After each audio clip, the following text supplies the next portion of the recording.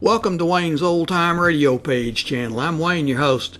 These programs are brought to you by support of our listeners. You can give your support at Patreon or PayPal, either one. There's clickable links in the description below. Thanks for your support and enjoy the shows. Pet Milk Show, usually heard at this time, has moved to a new time period on Sunday nights. Be sure to hear Larry Douglas and Kay Arman on the new Pet Milk Show tomorrow night on NBC. And now, here's another in NBC's great parade of new shows.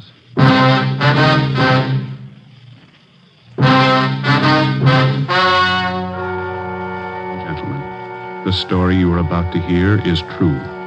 Only the names have been changed to protect the innocent. NBC brings you Dragnet.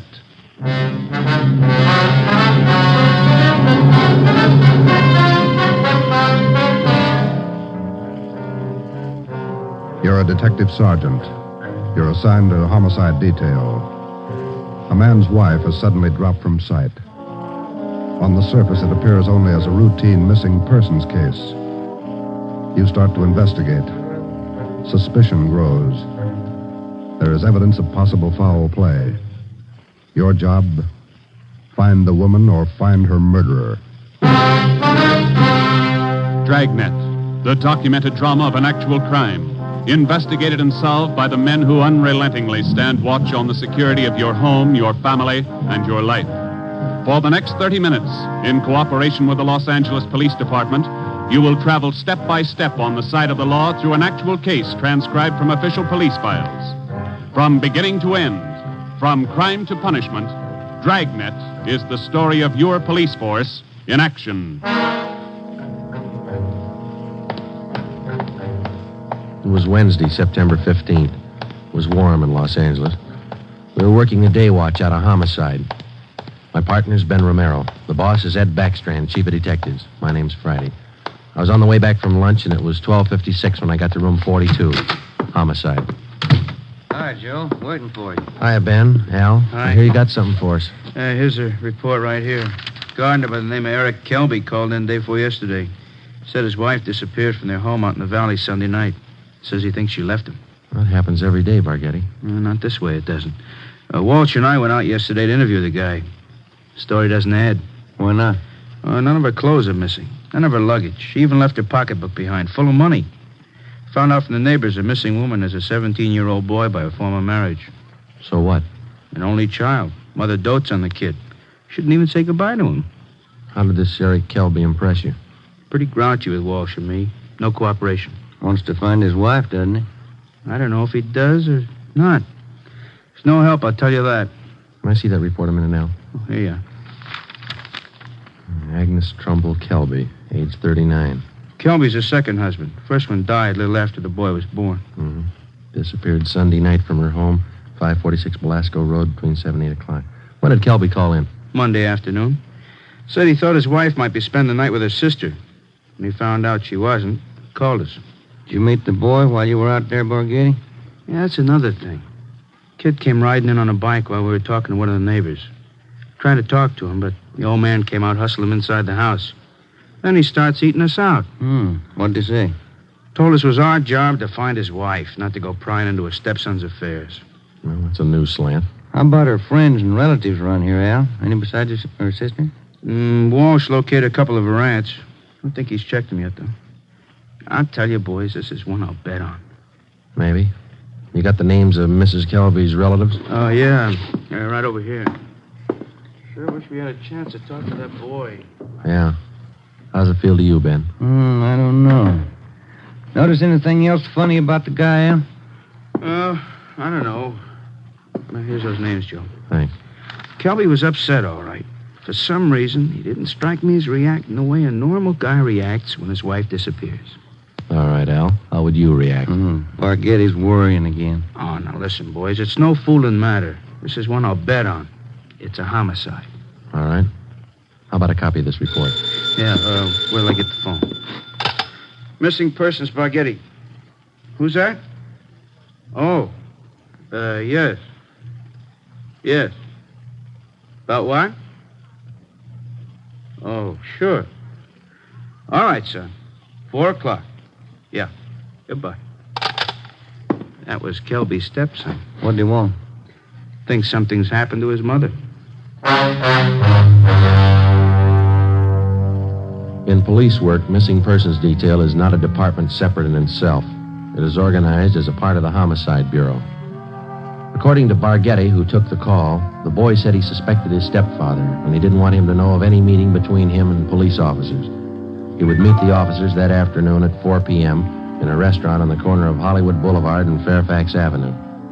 At 3:15, Ben and I left the office and drove out to the meeting place, the Dairyland Fountain and Coffee Shop.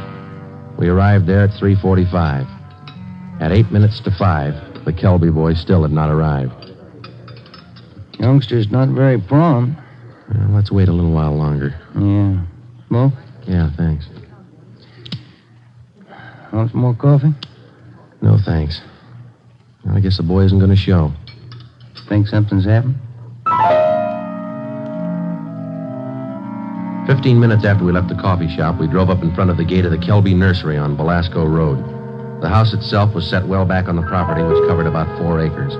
The entire nursery was surrounded by a 6-foot steel wire fence, and it looked like almost every available foot of ground inside was planted with some kind of a flower or shrub. Kelby met us at the gate. Yes? What do you men want? Police officers. Are you Mr. Kelby? Yes, what do you want? Well, if you'll shut those dogs up for a minute, we'd like to ask you a few questions. I'm busy now. Can't you come back tomorrow? Pretty important, Mr. Kelby. I think we better talk right now. All right, if you have to. Red, Giant, down. You two, Jaime. Quiet. All right. Now, what do you want? Mind if we come inside? Well, these watchdogs of mine are pretty vicious. We can talk here at the gate. All right, Mr. Kelby. This is Sergeant Romero. My name's Friday. We've been assigned to look into your wife's disappearance. Oh. Did you find anything yet? Nothing definite. Maybe you can help us. Would you tell us exactly what happened the night your wife disappeared? What do you mean? What happened? Well, when did you last see her? When you first noticed she was gone? We finished up Sunday night dinner about 7 o'clock, and I laid down for a nap. Agnes went out on the front porch for some air. I woke up a little before 8 and went outside to look for her. She was gone. Nobody saw her leave, Mr. Kelby? Not that I know of. Maybe some of our nosy neighbors, I don't know. How about your stepson? Wasn't he around Sunday night? Bruce? No, went out to a show with some other kids. When did he get back from the show? About 10, I think. Why? Where's your stepson now? Who are you looking for, my wife or my stepson? Both, Mr. Kelby. Where's your stepson? Gone. I took him over to my sister's in Alhambra. Been feeling bad since his mother disappeared. Figured the change would do him good. When did you take him over to your sister's, Kelby? This afternoon. What's that got to do with it? We'd like to talk to Bruce. No, I can't allow it. The boy's too upset. I can't allow it. I'm afraid you're going to have to allow it. Listen, mister, you can get off this property right now. No cop's giving me sass. Nobody's giving you sass, Kelby. We want to talk to your stepson, that's all. He might give us a clue as to the whereabouts of your wife. And I say you can't see the boy. What's more, you cops couldn't find thorns in a rose patch. I'll get somebody else to look for Agnes. It's my business anyway, nobody else's. It's our business, too, if anything's happened to her. What are you talking about? You better get your coat, Mr. Kelby. We're taking you in for questioning. You come through that gate, and I'm going to let these dogs go accidentally. I'd hate to shoot the dogs. Now go on in the house and get your coat. Eric Kelby turned and made his way up the path and into the house. 5 minutes later, he came out. Without a word to either of us, he came down the path, closed the gate behind him, and got into our car. On the way back to headquarters, he chatted pleasantly about the weather, the nursery business, and his dogs. When we pulled up in front of the city hall, we met the reason for his sudden change in temperament. His lawyer was waiting for us at the door. We took Kelby to one of the interrogation rooms. His lawyer tagged along. We tried to question him, but the lawyer objected to 2 out of every 3 questions we asked. It was hopeless, and we knew it. So did the lawyer. We released Kelby, but we did get the name and address of his sister where the stepson Bruce was staying. After they left, Ben and I got back in the car and drove out to Alhambra to check on the boy. Barghetti had this one pegged right, Joe. It's a real sleeper. Yeah. I'd like to know how the stepson missed that date with us this afternoon. Well, if the kid called us from the house, his stepfather could have overheard him. It's possible.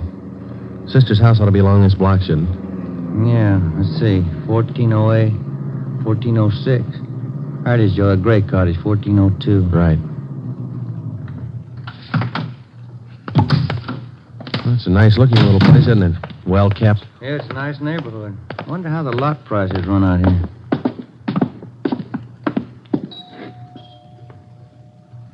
Somebody's coming. Yes, what is it?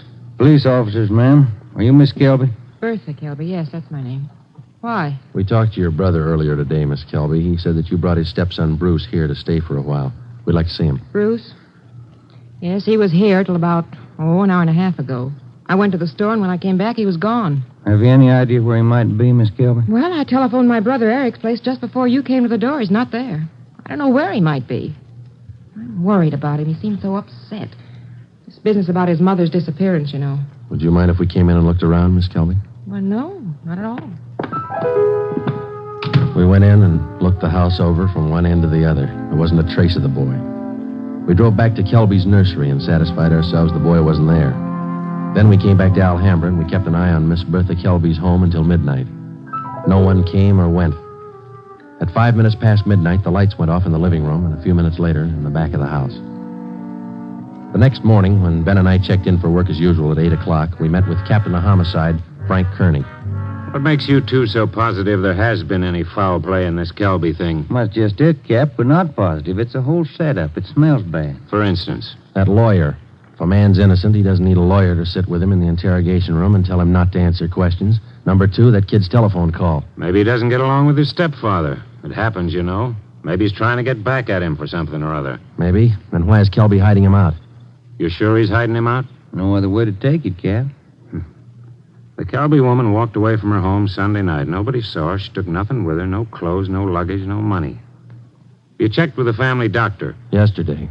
He told us Mrs. Kelby was in perfect health. We double-checked the Wanderer's file and the Repeater's file in missing persons. Couldn't find her name in either one. How about her relatives in town? Haven't had a chance to talk to him yet, Cap. We'll check him this morning. Well, one thing's certain. The woman couldn't have gone very far. We checked the sheriff's office, the jails, the hospitals. We've sent out a teletype and an APB. Every cop in the city has her description. She's been gone almost 4 days, but nobody's seen her. How does that add up to you? It doesn't. You better move on it. Check every one of Mrs. Kelby's friends and relatives. Right, Frank. Then try the neighbors. As long as I've been a cop, neighbors have been able to tell everything about anyone.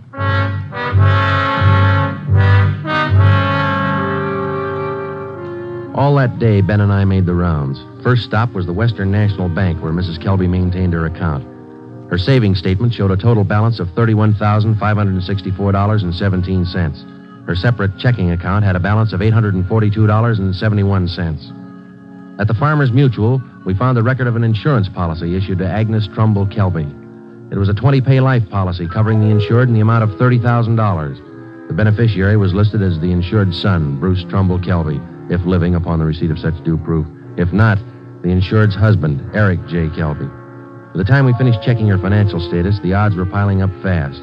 From only casual reports, we knew that Eric Kelby was a frugal man. If he was greedy as well, if he wanted or needed money badly enough to kill, then he had all the motives necessary to murder his wife. Maybe his stepson, too. Ben and I started to make the rounds of Mrs. Kelby's friends and relatives.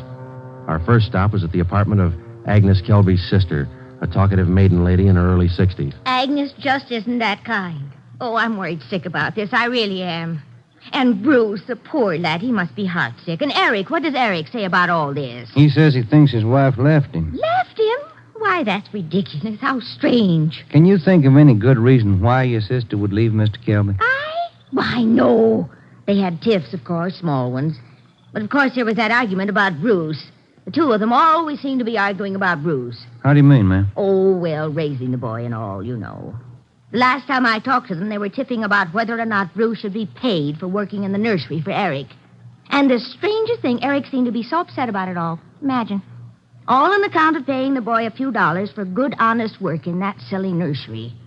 Well, you know, I'm the outspoken kind, and I just told Eric. Eric, I said, don't be an old meanie. Pay the boy. That was the extent of the information which Mrs. Kelby's sister had to offer. Next, we called on an aunt, Mrs. James D. Trumbull, 83 years old. She could hardly understand our questions, let alone answer them. She hadn't seen her niece, Agnes, in a year. After that, we paid a visit to one of Mrs. Kelby's friends, a Mrs. Lillian Humboldt. Well, I'm sorry, Sergeant, but I can't think of any good reason why she would leave him. Unless that silly business about Bruce got out of hand. You know, maybe Eric is just a little jealous of the boy. Next, we called on Daisy McLeod, who worked as a day maid for Mrs. Kelby. Officer, what Mr. and Mrs. Kelby thought, what they said, what they did, it's none of my business.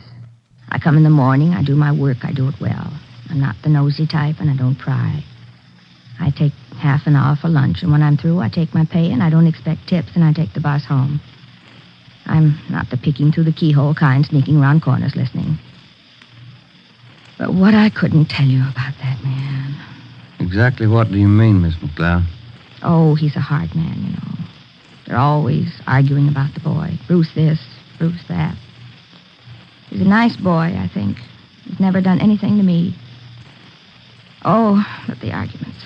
Him and her all the time. Should the boy be paid for working? Shouldn't he? Why?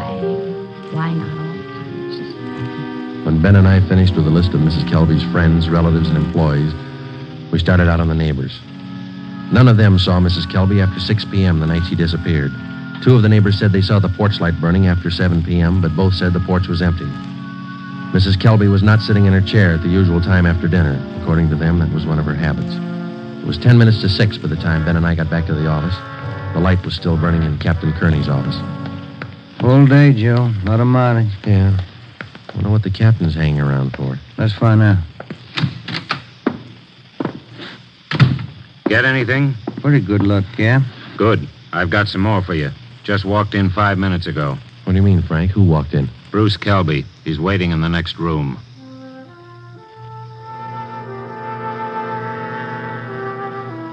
We went in the next room and met Bruce Kelby.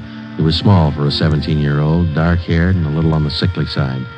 He told us that he couldn't keep the date he made with us on the phone because his stepfather apparently did overhear the conversation and drove him directly to his sister's home in Alhambra.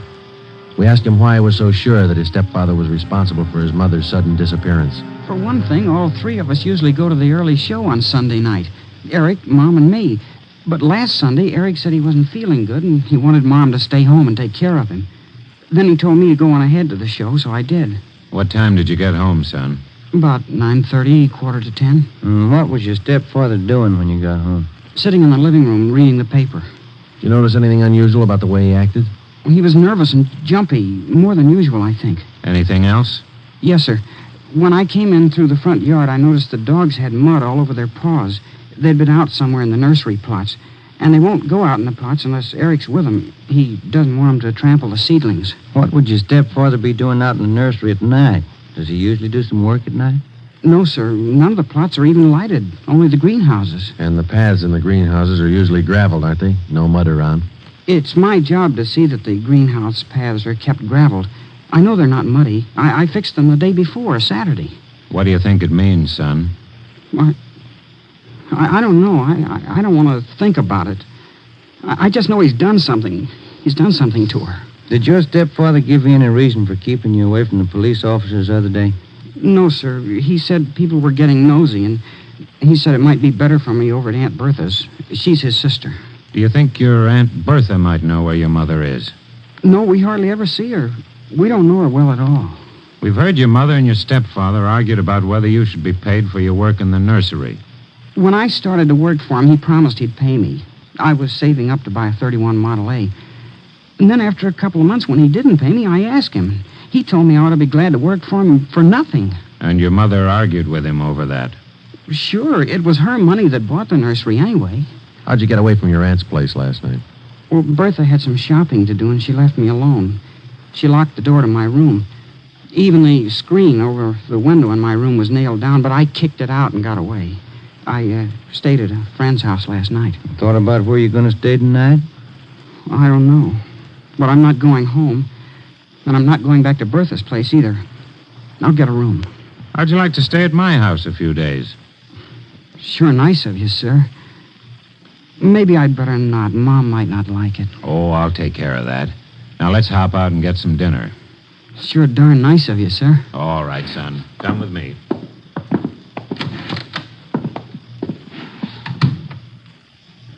What do you think, Joe? He could be lying. Yeah.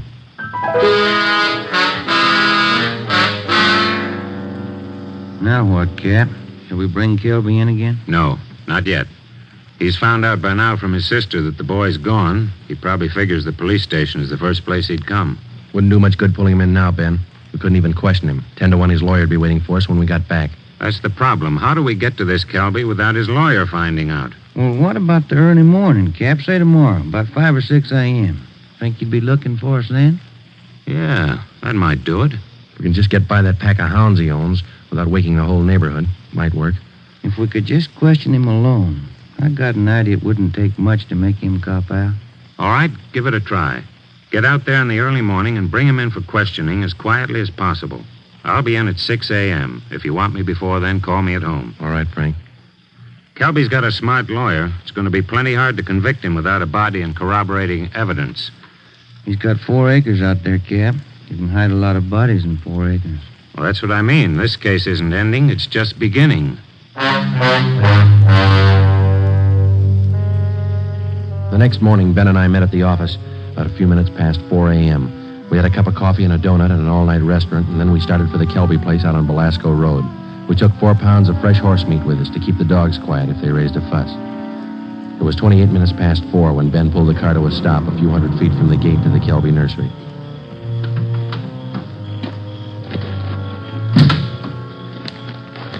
We got out of the car and made our way down the road to the gate. I reached in and tried the latch. It was padlocked. The dogs started in. Okay, Ben, looks like we'll have to jump the fence. Toss some of that horse meat over to him. Yeah, here. That's it. Come on, let's climb. Keep an eye on those hounds. Looks like they could chew your leg off. Yeah. Here comes a third one, Ben. Toss some more meat. Yeah, there you are, boy. Go get it. Go get it, boy. There. Look, Ben, lights going on in the house. Come on, let's make it fast. Who is it?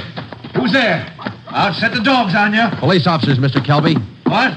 What are you doing out here this time of night? You're under arrest, Kelby. Get your coat. You cops are asking for a peck of trouble. Get your coat. Where's my stepson? What you done with him? What have you done with your wife? You're going to pay for this. I'll have your jobs. That's not the first time we heard that, Kelby. Let's go.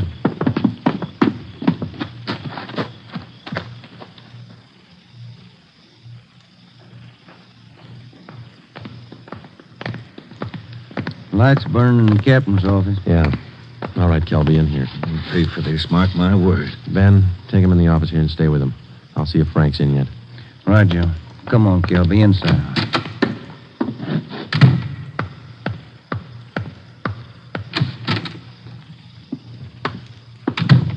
Friday? Did you bring in Kelby? He's down in the interrogation room. Ben's with him. Somebody saw you. Don't think so. They must have. Kelby's lawyer's sitting in the next room.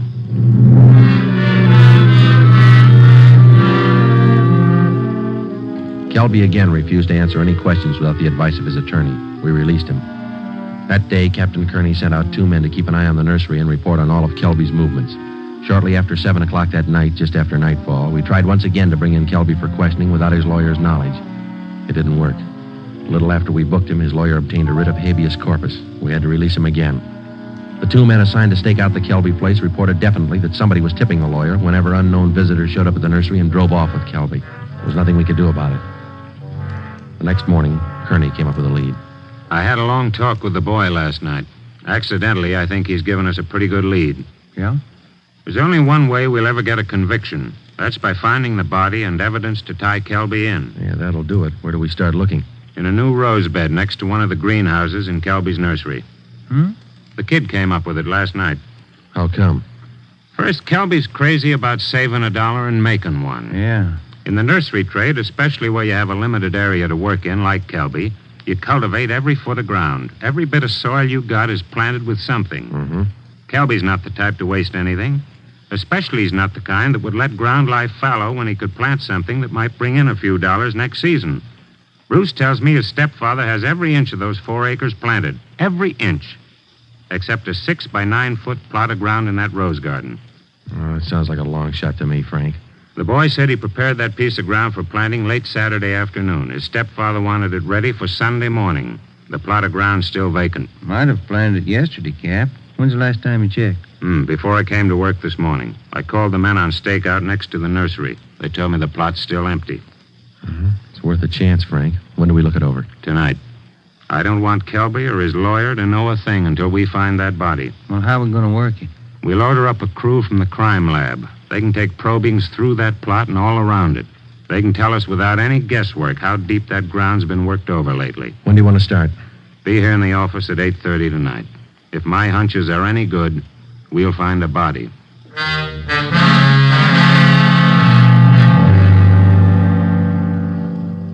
It was 10 minutes past 9 that night when we got to the Kelby place. Lieutenant Lee Jones and his assistants, Kearney, Ben, and 2 other men from Homicide. The men on stakeout told us that Kelby had left about 20 minutes before in a dark blue coupe. Ben brought along the usual supply of horse meat for the dogs, so we didn't have any trouble there. We found the empty plot of ground in the rose bed next to the greenhouse, exactly as Bruce described it to Kearney. Ground's been worked over all right, boys. At least 4 to 5 feet down. All right, Lee, let's start digging. Romero, take care of the dogs. Watson, grab one of these shovels. Right, Captain. Hey, Kelby said these dogs were vicious, didn't he? Yeah, why? Look at these hounds. They're no more vicious than a lively coal. Look. Higgins, get that light over here, will you? Thanks. What is it, Lee? Let me see. Teeth. Set of false teeth. Been in the ground long? Don't think so, judging from the shape they're in. How far down would you say you are, Lee? A couple of feet. Ground's real soft. Lee, come here a minute. What is it? Body. Here's the shoulder. All right, you men over here with Watson. Get the dirt off the face. Romero, you got a picture of the Kelby woman? Yeah, Cap. Let's see. Oh, here it is. Thanks. Get the light down here. Hunch paid off, Frank. That's her.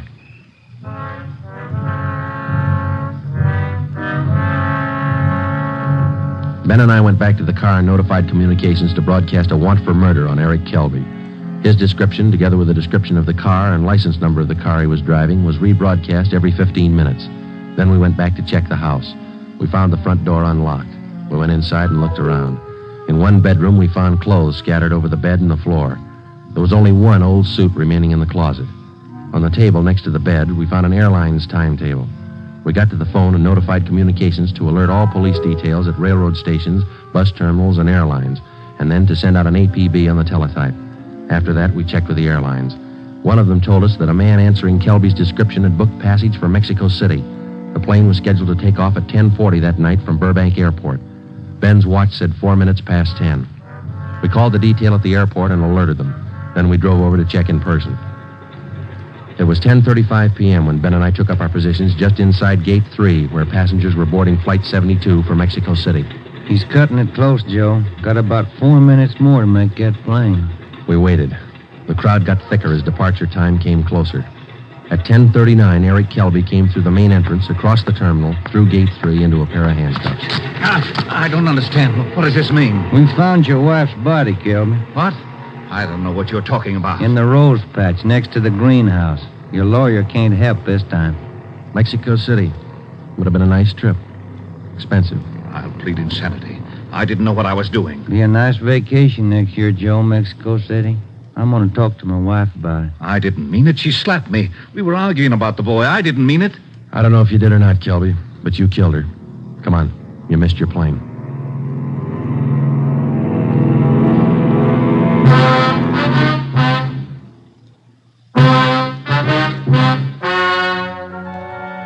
The story you have just heard is true. Only the names were changed to protect the innocent. Eric Kelby was tried and convicted of murder in the first degree. He is now awaiting execution in the lethal gas chamber at the state penitentiary.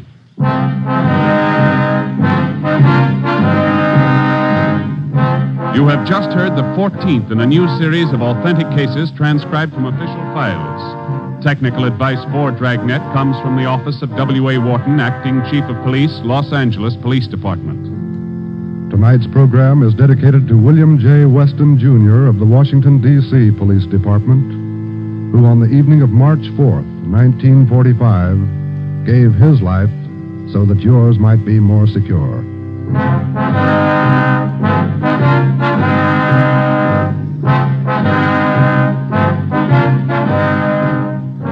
Dragnet came to you from Los Angeles.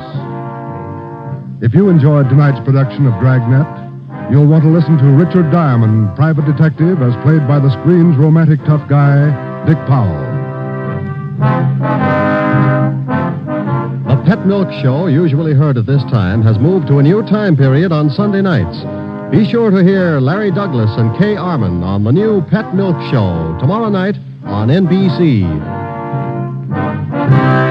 This is NBC, the national broadcasting company.